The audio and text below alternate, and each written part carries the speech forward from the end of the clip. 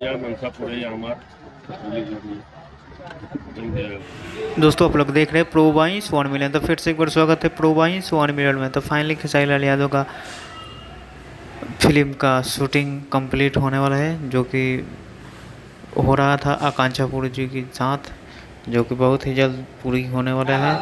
और आप लोग देख सकते हैं क्या क्या बोल रहे हैं खेसारी लाल यादव लाइव आकर के अपने आवाज़ से, उनके आवाज़ से सुनिए आप लोग। हैप्पी दिवाली और 2 तारीख को ये छठी मैया मनसापुर है हमार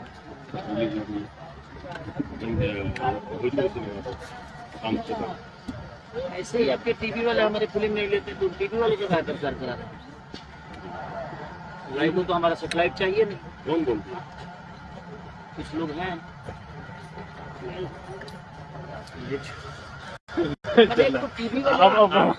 नहीं पॉइंट की बात है भाई जी, पॉइंट की बात इस तो बात है। टीवी वाले हमारे फिल्म नहीं लेंगे तो फिर हम उनका प्रचार क्या करेंगे? फिर कर लीजिए ऐसे ही। हम तो अपना बेटी खोलने वाले हैं सेटेलाइट।